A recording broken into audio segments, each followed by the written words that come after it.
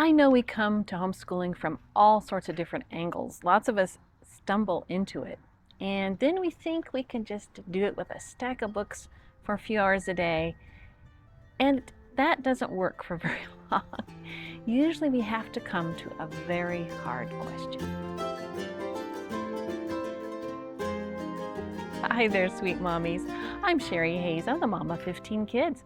I've been homeschooling for over 3 decades, and I want to share something with you that will help you today.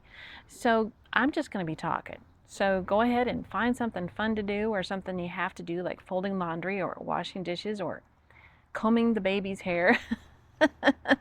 Whatever it takes, and listen as we dig into the good life in Jesus. So recently I have been going through some stomach stuff. And so what I do when I'm going through that is I need to keep myself diverted. I need to have something that kind of engages my brain and keeps my mind off of feeling sick. I don't know if you're like me.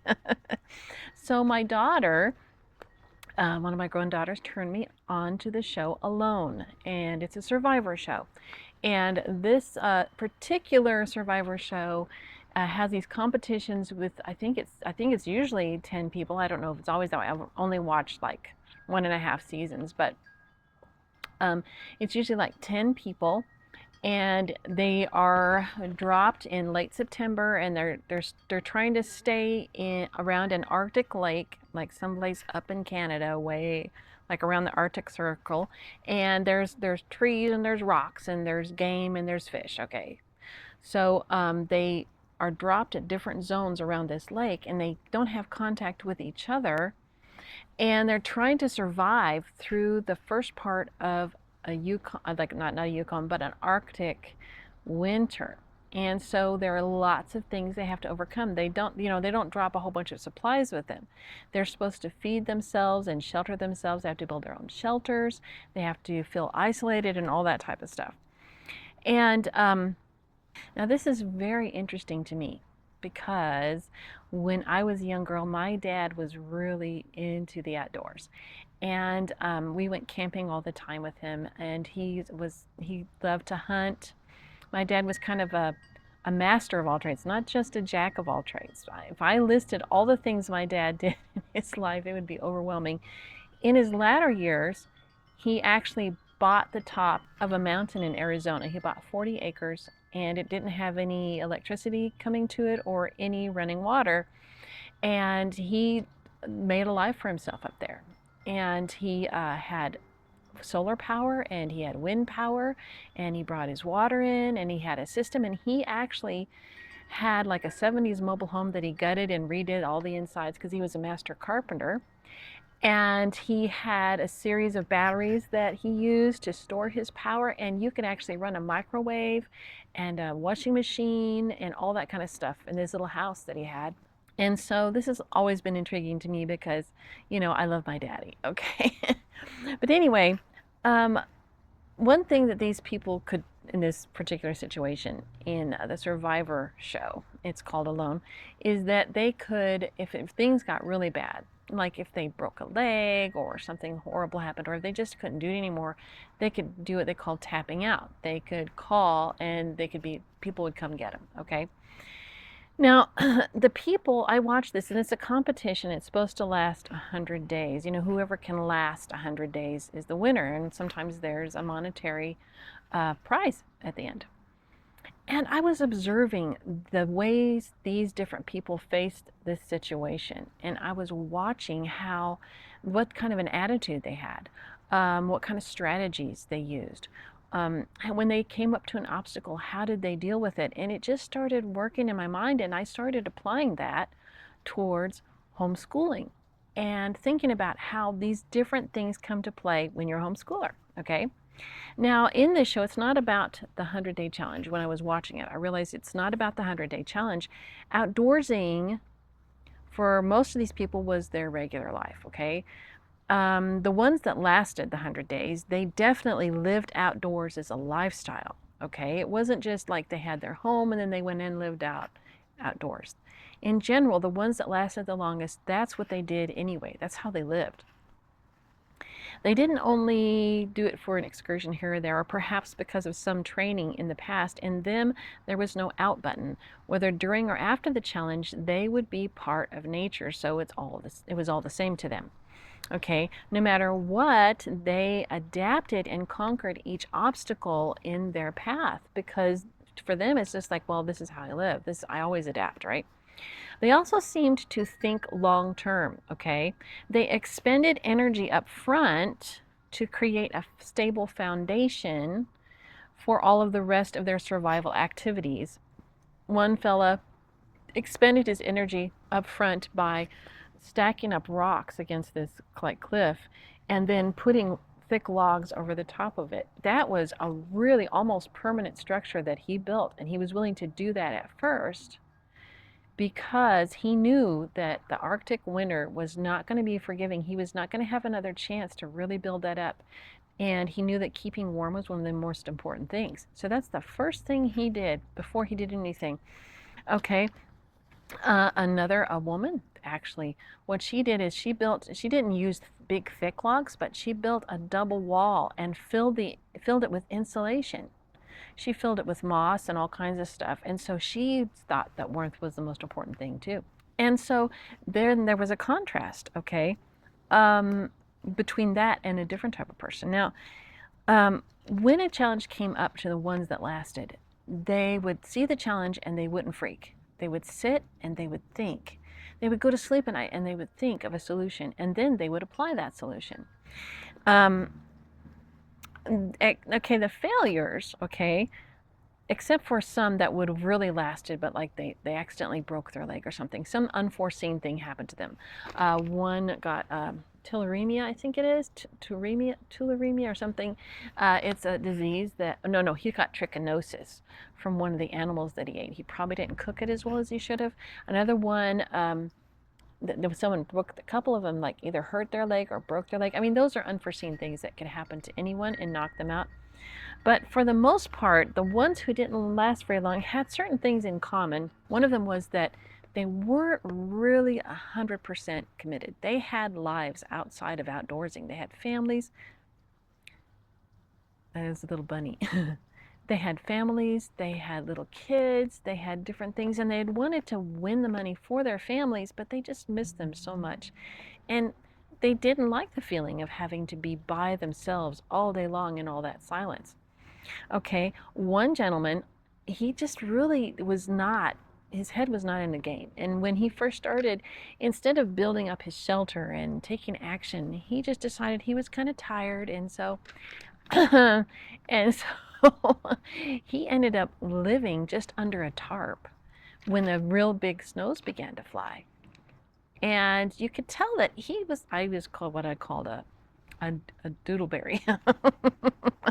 Anyway, I don't think that he was serious about it. He wasn't serious-minded. He was just like, he just was hobbying about there, and he didn't really want to expend a lot of energy. And it was obvious, and he did not last very long, okay? Now, others were constantly looking out there, okay? Instead of focusing on what was right there in front of them where they were thinking, like I said, about their families, and they just didn't really want to surrender totally because they had a life, you know? The ones who really did well didn't really have lives except for outdoorsing. Now, it must be clear that I'm not advocating for a solitary woodsy lifestyle. Very few of us are meant for such a thing, and even those who are so equipped aren't much of a blessing to others, which is something these people admitted themselves, okay? Although I'm often intrigued by the lifestyle of the Christian hermits who would build huts and attempt to live in a posture of prayer without interruption. So they would go out into the silence so that they could commune with God without any other interruptions or interactions. And, you know, there's something positive to be had in relative isolation, you know, that cannot be attained in any other way. If you don't have other people, if you can't run to something else whenever you don't like your thoughts, you have to deal with yourself, with your thoughts, with who you really are. And it deepens you, and it creates this quiet in your soul that you can't get any other way. And I think that is one of the amazing things that I saw that happened with these people. So what does all this have to do with homeschooling? Well, it has a lot to do with homeschooling. I've got to tell you, okay, homeschooling is an individualistic sport.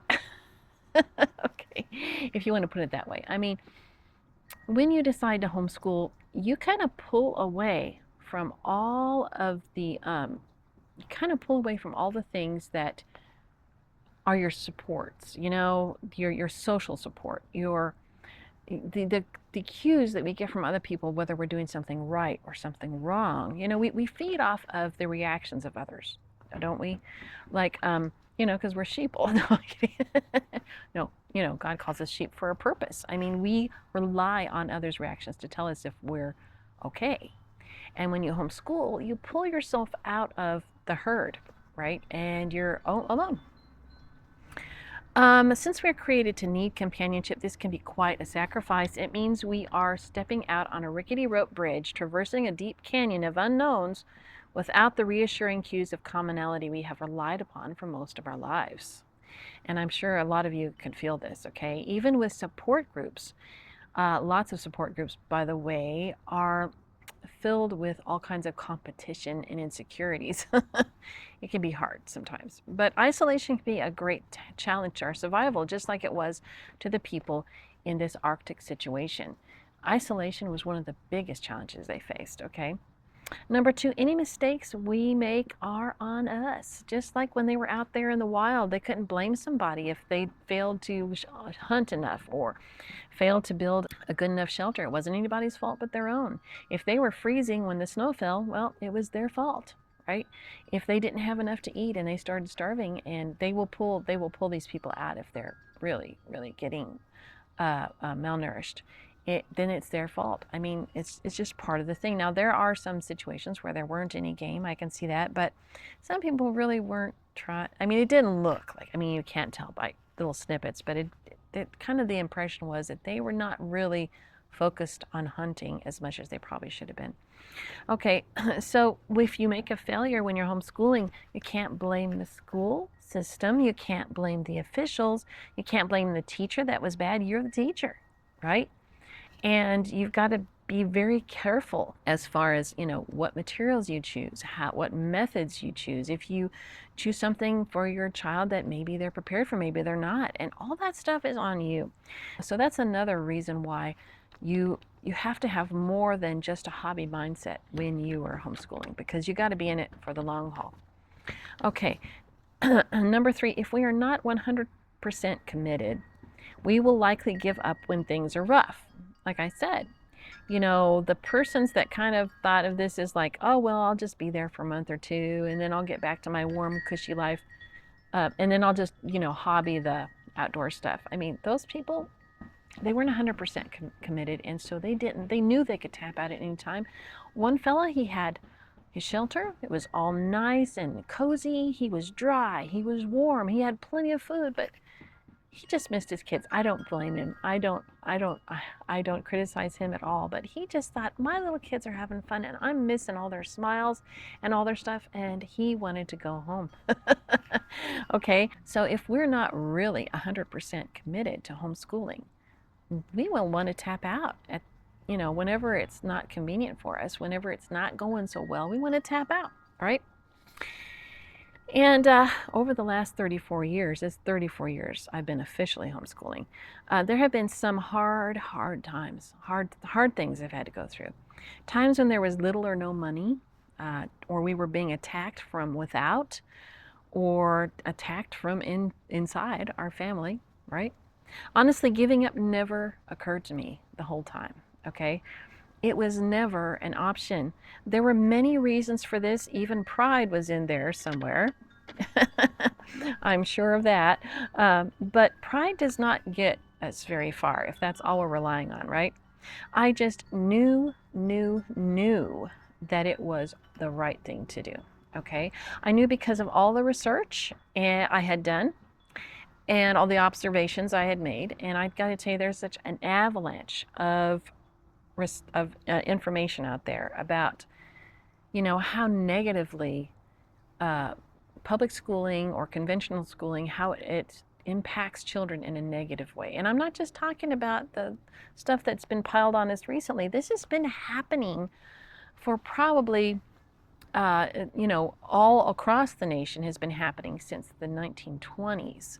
Before that, it's slowly spread from Massachusetts in the 1830s and went all across the country until, they had John Dewey and his teachers, colleges, and, humanism became the mark of the day. Okay, so that's progressivism. It goes back to, you got to do your research. It's very interesting how the transition happened, but it's been happening for a long time. We're just seeing the crux of what it really comes to when we go down that road. We're seeing the worst parts of it. Okay, if you want more information on that, just look up John Taylor Gatto, and you'll get a lot of history that will really blow your mind. But I knew from my research that I could never go back. I just knew too much. I just could not surrender my kids to that stuff, even though it was hard at times. I just couldn't do it. Now, that's one way I knew it was right. I also knew because of the love I had for each of my children.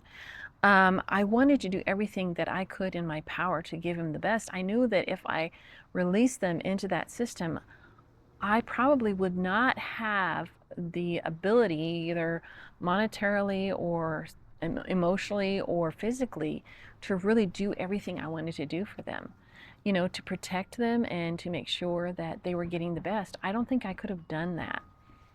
I definitely could not have enjoyed them as much as I did. So I didn't want to miss out on that. That was like one of my biggest things. I never wanted to release them so that I would miss them so terribly. Okay, maybe that's selfish, okay, right? But mostly I knew that it was right because of the commission I had received from the Holy Spirit to take whatever tools I had and use them to build His kingdom, one soul at a time. So yeah, I know that, I could have gone and preached sermons. I don't know if I could have or not, but, you think about that. I don't know. I could have done a lot of different things. But I think concentrating on each person that I dearly loved, I believe that was building God's kingdom like stone upon stone, right? So I was one of the committed ones, as were those who were in the wave of the homeschool pioneers. I wasn't on the very beginnings, but I was near the beginnings, okay? Way back in the 1980s, the women who actually introduced homeschooling to me, and I thought they were absolutely nuts at the time, they're in their 70s now. I know, crazy, right? I'm just about at the end of my own stint in the wilderness of homeschooling. When you only have like 1.5 children that I'm still teaching. But I am still sticking in here because I'm still learning, and I still want to help others, to bolster them and encourage them. Just a word of encouragement can mean so much. More than something I've put on as a hobby, this is something that is deeply embedded in my psyche. Homeschooling has enabled me to change my entire lifestyle. In breaking free from the pack, I've created my own tribe. This one based on God's love and care instead of the materialistic view of human beings as objects and mechanisms, right? Now, I know we all come to homeschooling from different angles. We often stumble into it. We even think we can buy a stack of books and compartmentalize and keep living the way we always have while, just doing a little school. But it hasn't worked that way for me, and I know a lot of people that doesn't work well for. This is because true learning incorporates one's entire life. Everything else is empty and pulls us away from God's foundational intentions. Incidentally, the only way humankind has continued with any trace of God's intentions is because we're all secretly homeschooled in some way or form or another. Did you know that? This is something I like to bring out to older people who say, homeschool, well, we didn't have to homeschool. We didn't. And I'll say, I'll bet you were homeschooled, and I'll always find something that they either taught themselves or they sought someone to teach them, and it had nothing to do with school. And that's what really made a difference in their lives. If I fish around, I can usually find it, unless they're real pencil heads. Okay. Let's see. It takes a little analysis, but the pattern is there in our history. Over and over again, we find the most profound and meaningful accomplishments were done by those who did not fit within the lines of conventionality. I think that if you look deep enough, you'll find it. So if we are committed to homeschooling for the long haul, here is the question we must all ask ourselves. Is it in me? Okay. I may have gotten here accidentally, but am I willing to go the distance? When we can honestly answer yes to these questions, the rest is gravy. We won't be looking for easy outs. We will fight tooth and nail. Instead of whining in the face of obstacles, we will pause and think and pray ourselves around them, right? Or over them or through them.